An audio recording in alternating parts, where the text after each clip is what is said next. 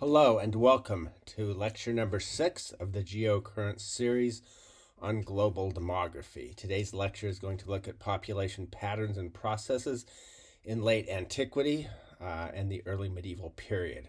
In other words, from about 400 through 700 or so, focusing mainly in the Mediterranean, but also touching on India and China. So in the 5th century, the Western Roman Empire collapsed. The empire had earlier been divided in eastern and western halves, with the eastern half being ruled out of Constantinople, today's Istanbul. But it was still a single empire in most respects. But in the 400s of the 5th century, the Western Roman Empire collapsed. A variety of causes. I won't go into them, but this was a period of tremendous push of people, so-called barbarians, invading or migrating into the Western Empire, defeating the Western army in a number of battles, eventually essentially taking over. These groups in turn were propelled into the empire by the movement of the Huns, people from the eastern steppes who moved into the western steppes and pushed a number of people, Ostrogoths, Visigoths, and many others out. But anyway, the point I want to make here is that there was a real recovery subsequently. The Eastern Empire had held firm. It had its share of troubles in the 5th century, but by the 6th century it was back in form, if you will, and was becoming quite a bit stronger, was flourishing. This was a period of when the Hagia Sophia was built, when Roman law was actually codified, and the Eastern Empire was so strong that it made a major push to reconquer the West with quite a bit of success. Northern Africa, which was a very important part of the Roman Empire, essentially all of Italy, Dalmatian coast, southern Spain had all been recovered. And the Eastern Empire was really looking to reconstitute the empire as a whole until the bubonic plague hit, and then hit again and again. This is often referred to as the plague of Justinian. We know that it was the bubonic plague, no doubt about that. If you remember, the bubonic plague had been present in the late Neolithic in Northern Europe. That was the first major outbreak. This is often considered the second that we know that it was bubonic plague, and it was very impactful. So it was during the rule of the Emperor Justinian, the most famous of the Eastern Roman emperors, who was really trying to reconstitute the empire. But you can see here, just quoting from the Wikipedia, was killing up to 5,000 people a day in Constantinople. Probably had a population of about 500,000 at the time.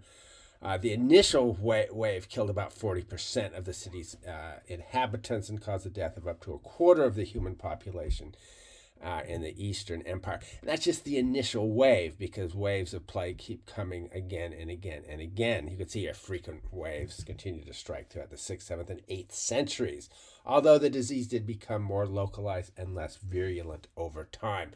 We'll see this again with when the bubonic plague struck Europe and the Middle East in the late medieval period in the 14th century. Very similar patterns and processes. Anyway, in the century following the plague of Justinian, 540 to 640, to put a nice 100-year span, really saw the collapse of population, of trade, and of urban civilization in the Greco-Roman world. The map shows what remained of the Eastern Roman, although by this time usually called Byzantine Empire, increasingly Greek rather than Latin speaking, certainly Greek speaking by this time, circa about 700 AD or CE. So even most of Greece was lost, just Slavic peoples had moved in. Coastal areas maintained. Most cities abandoned, not all, but most of them. It's well known now that trade, urbanization, all these indicators of civilization at the time saw a huge decline. So the Eastern Roman Empire was able to hold on. It later went through another phase of expansion, although nothing like the previous one, but this is really its low point. there's some interesting speculation that the plague of Justinian came at it certainly came at a very miserable time, a time of tremendous fluctuations in climate, of extreme cold, failure of harvests, a time of hunger, starvation, even.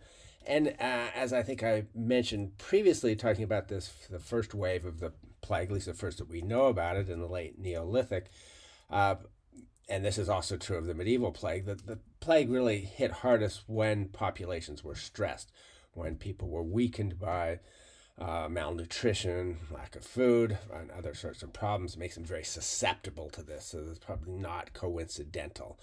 But I have the headline here from an article from Science, why the year 536, this is right about the time of the plague of Justinian, was the worst year to be alive. Well, of course, it depends on where you were living.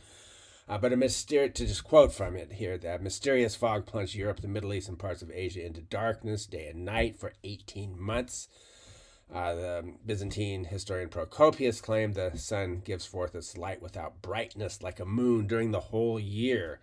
And we even have from Irish chronicles records of a failure of wheat, people, again, starving to death. And then to continue here, the plague of Justinian spread rapidly, wiping out to a third to one half of the population of the Roman Empire and hastening its collapse, according to Michael McCormick of Harvard University. And Michael McCormick, I should say, is a real leader in using scientific techniques to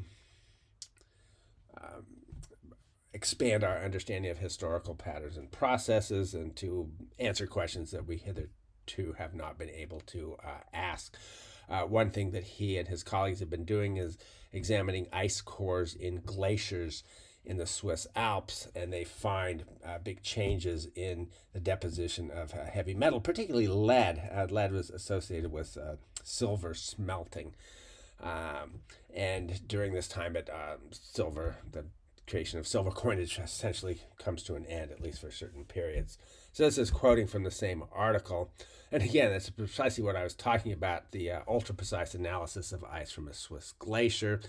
And what it shows, not only do we see the decline of silver, but we see as cataclysmic volcanic eruption in Iceland spewing ash across the northern hemisphere in 536, this worst year to be alive. And then two other massive eruptions followed shortly on its heels.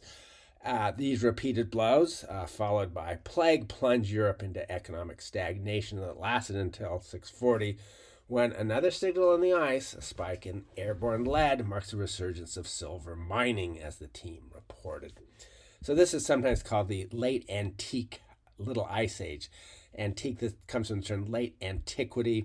This period used to be called the early medieval period, but a number of scholars, Peter Brown above all others, have shown that it had much more in common with ancient Mediterranean civilization than it did with the medieval civilization that came afterwards. So the term that scholars generally use is late antiquity, but you could see the Roman warm period, then this late antique Little Ice Age, probably associated with volcanic eruptions from Iceland and perhaps elsewhere, a real cooling period, so that would have meant colder, drier conditions. Population distribution in the ancient world is what this map is showing. It comes from an interactive, well, I'm talking about interactive, but animated map going back 2,000 years. Quite an interesting map, although I have to say, the more I've worked with it, the more problematic it becomes, especially for the Americas. It greatly underestimates populations in the Americas, but yeah, for what it is, it's decent, and one can find some interesting information from it. But the point I want to make about this still shot that I took from this animated map in the year 173 CE or AD, that was a period when the Roman Empire was arguably near its height, although it was starting to experience problems with the Antonine plague, which was not bubonic plague, but struck about 160 or so. On these maps, though, in this animated series, each yellow dot supposedly stands for 1 million people. And so what I've done here is I've put pink circles around the three areas that were the cores of human population at the time. And this is pretty well established. So one would have been the Mediterranean world, the world of the Roman Empire. Another would have been South Asia, in particularly what is now northern India. And the third would have been in East Asia, in particular what is now northern and central China. You can see 3 million in Japan, but a lot more yellow dots in China and India. And as I note, those figures they have for the Americas and sub-Saharan Africa probably too low, although there's a lot of uncertainty. About all these numbers, but particularly for places that have not had, well, that didn't have historical records at the time, and not as much archaeological excavation has been done. Now, there's an interesting point I want to make, though, about these three centers of world population at the time, almost 2,000 years ago, which is they're pretty much the same today. Well, this is a map showing the world in 1900, when we have much better information. It's a cartogram. It's based on modern countries, which obviously didn't exist at this time, but it scales the size and hence the shape of these countries in terms of what their population is thought to have been at the time. And so for 1900, 125 years ago, we have pretty good information. And you can see a very large Europe, a very large India, and other South Asian countries like Bangladesh and Pakistan, very large China, along with Japan and Korea. It really has the three population centers of the world. So that is a long-standing pattern. It is going to cease to be true, at least the way things look now. Africa is growing so much more rapidly, and China, most of Europe now beginning to decline. Certainly Europe would be declining if it weren't for immigration. So that pattern is going to change. Anyway, let's jump up to about 600 CD or AD. There's a decline in, what had been the Roman Empire, and in North China, the Mediterranean world. There are fewer dots. It seems to show an increase in northern India, which is interesting. And if you look at this still shot from this animated map, there's a yellow dot in far northeastern India with a circle around it, and that's what happens when a new dot is added. So the people who made this added a new dot for that part of India at the time. What this map seems to indicate, and which may very well be true, is by the year 600, northern India probably had denser population than anywhere else. So I just want to say a few words about the environment of northern India. Still one of the most densely populated places in the world, and has been for a long time. What I've done with the yellow line there is I've encircled or put this line around sort of this core zone of population, of high population density. Not so much today. Today it would be a much larger area, but back in the year 600. So I have not included what is now Bangladesh, because it's essentially the delta of the Ganges and Brahmaputra River. It was until relatively recently, to a late medieval or early modern period, it was mostly swampland. Very difficult to farm delta environments with those shifting river channels. But if enough labor and engineering is put into it, they can be turned into highly productive, although still vulnerable farmland. But at that time, most of this area was not part of this dense zone, which would have included north-central India into parts of Pakistan. This is the core of the Indo-Gangetic Plain, referring to the Indus River in Pakistan and the Ganges River in India. So a little bit of geological background. India is a separate tectonic plate, which for many millions of years has been moving north, and it crashed into the Asian plate. That gave rise to the Himalayan mountains and the Tibetan Plateau, by far the largest area of high elevation zone in the world, as well as the highest mountains. Those mountains have been eroding, ever since they started to form, and the sediments eroded from them, deposited into what was first a shallow sea in between this geological plate that was moving north, but eventually then joining it together, joining the Indian subcontinent with the rest of Asia, but making this very flat, very fertile plain, lots of rivers crossing it, so it's easy to access.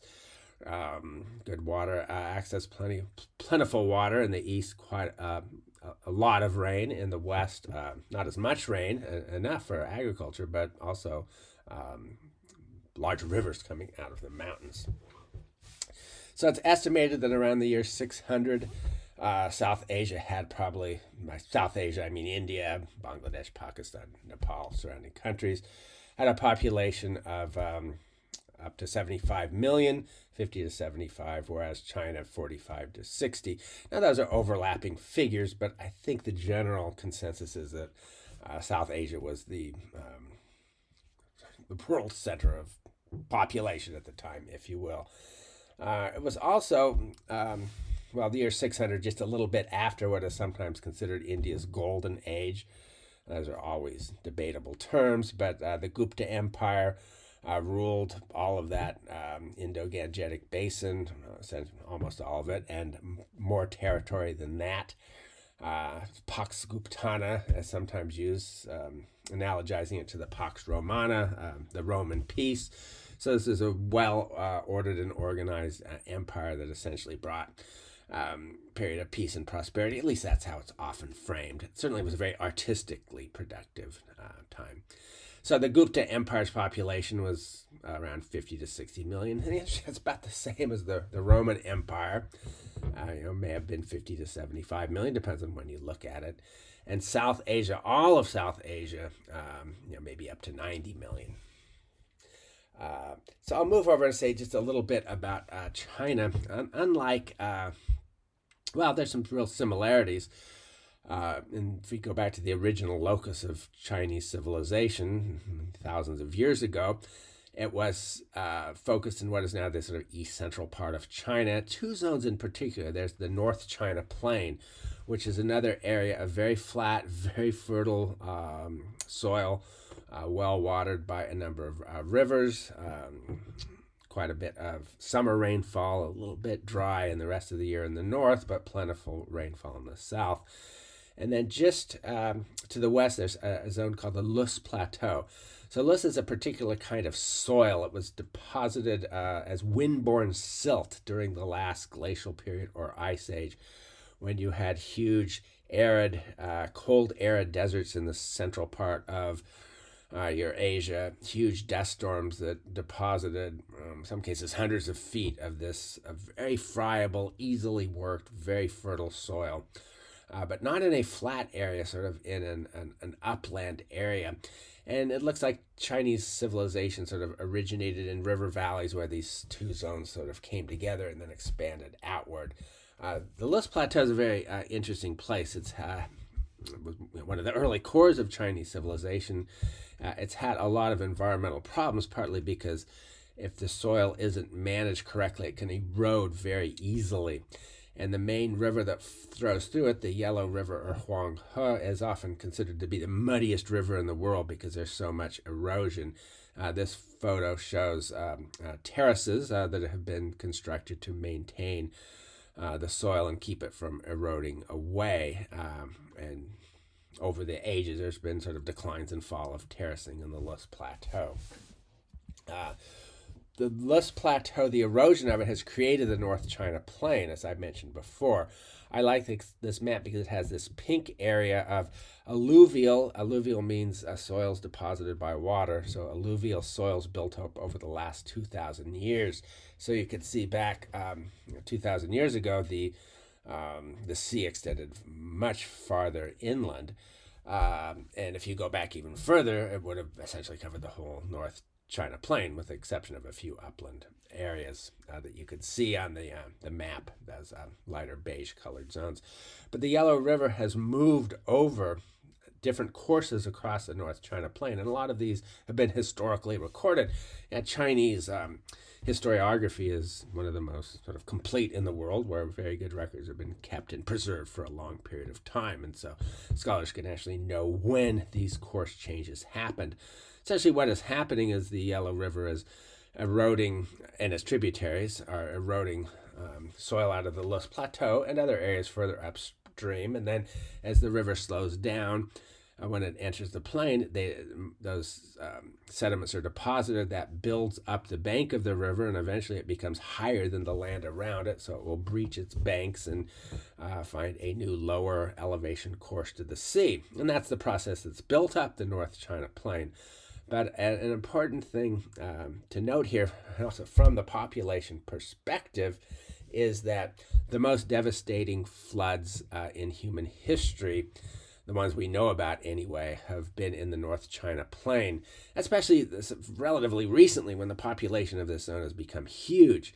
So it's thought that in the year 1887, up to 2 million people died in a Yellow River flood. 1931 flood. There's a mistake there from this table. It should be. It should not be 8,900,000 to 4 million. That's going in the wrong direction. But up to 4 million dead, and you could see some other examples as well. So yes, a real core of human population, and has been for a few thousand years, very dense populations, and up to this day, but also highly vulnerable to catastrophic flooding, and sort of a particular vulnerability here because of the way the physical geography works. So in the year around 600, was the population of China decreasing or increasing? I have two graphs here. The one from the left showing looks like a slight decline in population at this time. The one on the right, a slight uptick. So, in other words, we're not exactly sure. It wasn't a period of major population change. Year 600 is slightly after the reunification of China. So China had been united under the Han Empire or Han Dynasty, which was pretty much coterminous, same time period of the Roman Empire. It fell a little bit earlier, but about 200 BC to about 200 CE was the height of that empire, often compared to the Roman Empire, similar population. But then after the downfall of the Han, there was a period of political division in China. Steppe nomads, the people who followed the equestrian way of life, that had spread across the grassland belt. And steppe nomads often are quite militarily and politically powerful. This was a time when there was a big Khaganate or steppe empire, the Go-Turk Empire you can see on the map there. But it also has a couple of Chinese dynasties, but these were dynasties of steppe origin. So there was this continual process of people from the steppe defeating Chinese states, moving in, sort of becoming Chinese themselves over time, but still of this sort of steppe background.